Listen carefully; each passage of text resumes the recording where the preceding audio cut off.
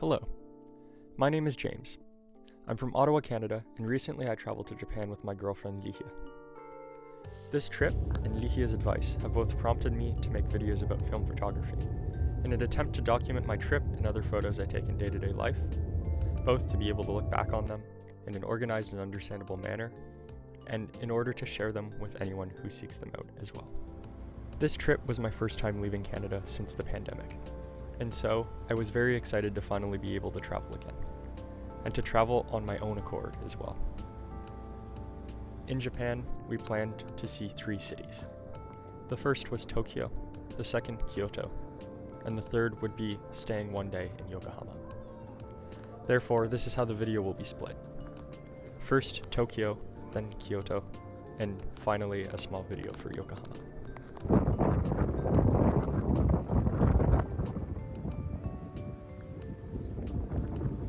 Landing in Tokyo, we were tired of sitting. 16 hours on a plane is double the longest flight I have ever taken.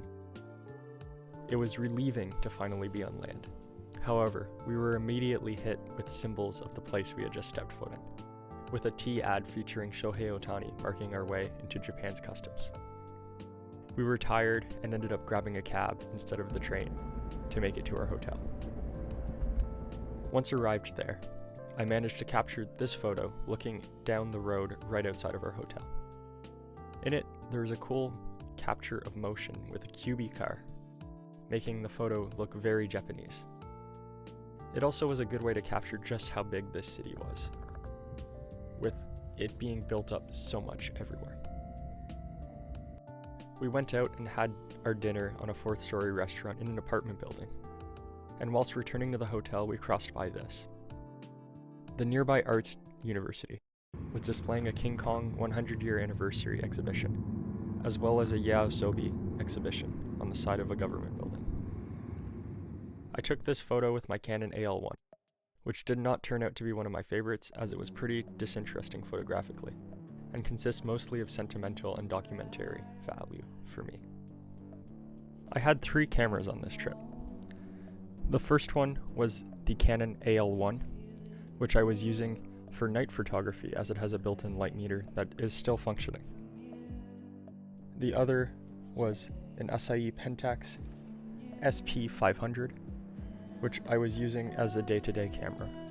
And the last was a Minolta Himatic AFD, which happened to stop working on me momentarily while we were in Japan.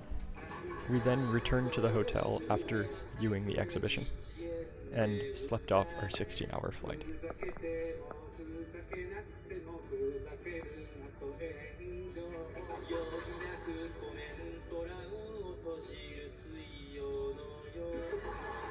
We woke early the next day, going to 7-Eleven to grab my favorite canned coffee, Acai Wanda coffee. And today we had set out to see Shibuya. On the way, I captured this photo nearby, which I don't mind. The woman in the foreground creates context for the shot, not just being a random backdrop, whilst the photo still captures the train passing and people crossing the street. Eventually, we made it, the most used crossing in the world.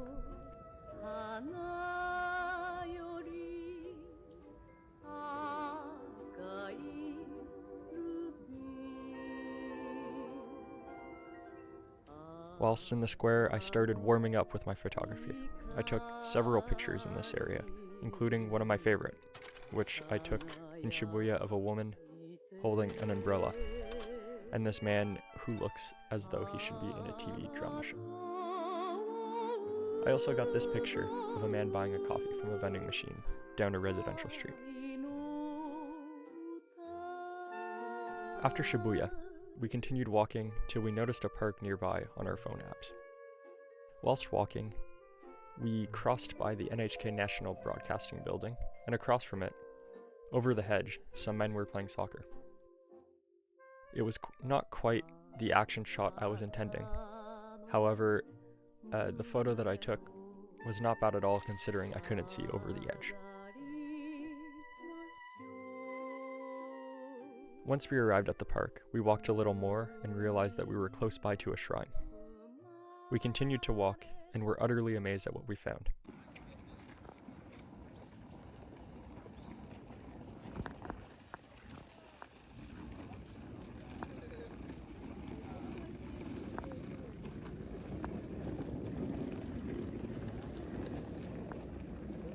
Within the comfiness of the Shibuya neighborhoods, technically, we had found a piece of Japanese tranquility in the same area that hosts the most used crosswalk in the world. Something I could not comprehend, even coming from an area like Ottawa and Montreal, which has some of the nicest parks in their city cores. At the temple, I captured this photo of someone tending to the steps in an area closed off to the public.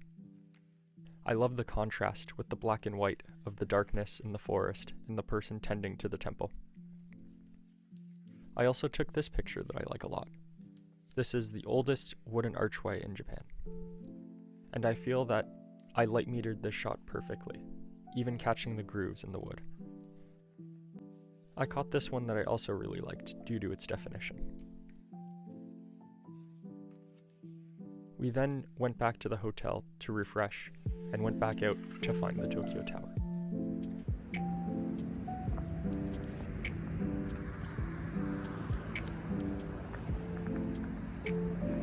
Once more, we were left in shock at the calmness of the surrounding area in spite of the traffic.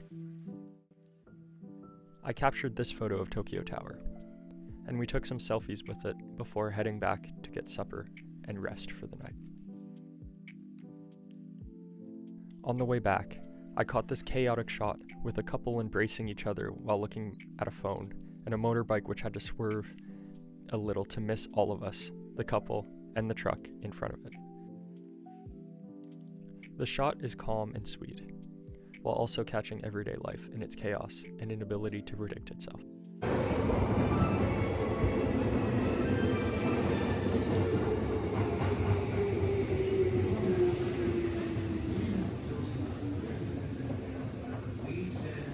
The next day, we made our way to the Imperial Palace.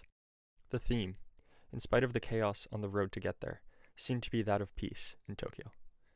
The Imperial Palace was the calmest place we had been.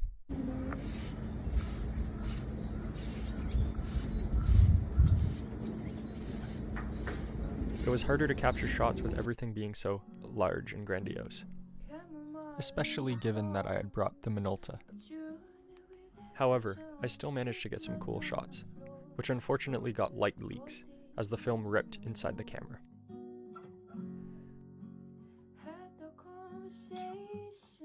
There was a cherry blossom tree which had blossomed early, which made for great scenery.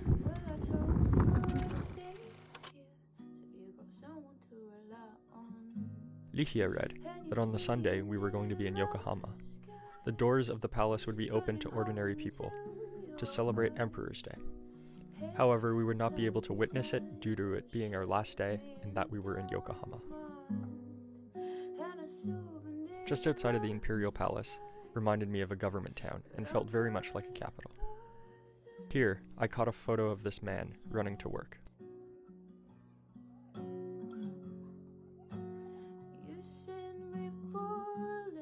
We were always waking up early on the trip as a result of the time difference, which allowed us to see a lot of the rush hour traffic in Tokyo. The streets here look like the vibe from something from Washington, or even where I'm from, which is why I am guessing that this area is where a lot of government official business occurs.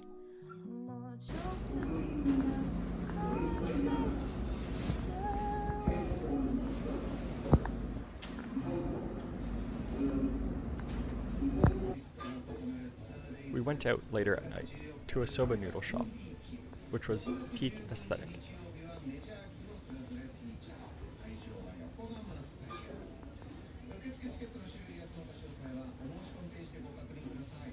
After we finished up, on the way back, I captured some Tokyo action shots.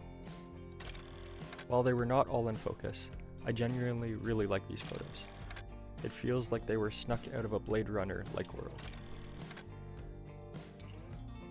I also really like the shot of the car.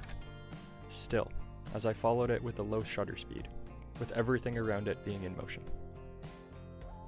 The next day we went to a suburb of Tokyo to see the Architecture Museum. not before getting breakfast at Dotoru Cafe.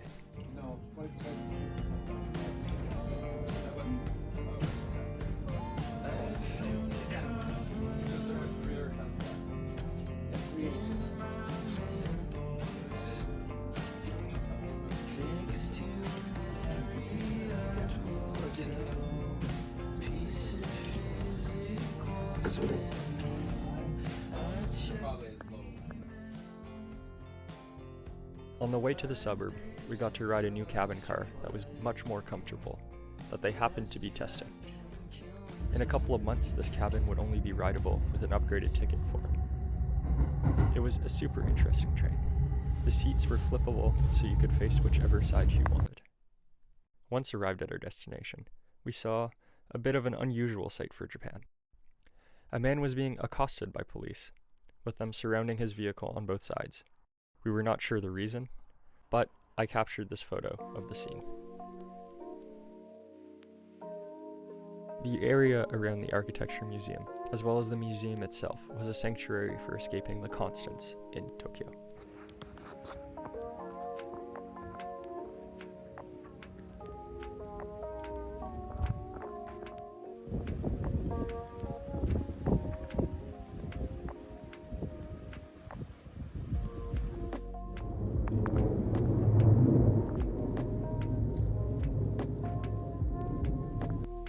I took one photo of work boots left so as not to remain in the cement foundation of a new house that was being built. And I captured this photo staring down the creek that ran parallel along the main road and the side road. We bought some gongcha from the train station and returned back to Tokyo for the evening. From here we went to a market where I found FOB jeans for cheap. However, I didn't have enough yen on me, as I did not think I would be coming across something like this. So we would have to put it off for another place. We did eat at a restaurant that was just beneath the railroad tracks, however. And every time the train passed, the light fixture would shake. On the way there, I got one of my favorite shots from Tokyo. A man walking down a small street filled with restaurants and businesses. The street looked like something out of Kowloon Walled City, and I happen to have a fascination with the past existence of this city. I even watched a movie set in Kowloon Walled City on the plane going home back from Japan. Before we knew it, our time in Tokyo had come to an end. The next day we spent most of the day waiting for the Shinkansen in the morning. Here I captured a few shots, of which this one is my favorite. Then on the platform I took a few more.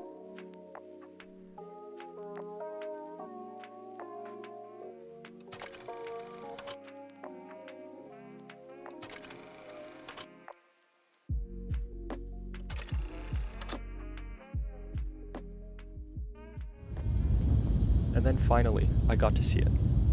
Mount Fuji, the soul of this country. I managed to get 2 great shots of the mountain, each respectively. It was surreal seeing a mountain so beautiful and so captured through different mediums. It felt like seeing a celebrity in the streets. Later on the trip, I also took this photo of a corporate building in an area that had snow. It was interesting, as just 1 minute later, it was sunny with no snow, and 3 minutes prior had been the same, but this town had received a heavy snowstorm. Weather that seems strange to someone from Canada, who is used to weather so uniform that someone in the northeastern states in the US would have the same weather as I, who lives in western Quebec. With our arrival in Kyoto, it also brings an end to the first part of the video series that I am making. I wanted to thank you for tuning in, and have a good day.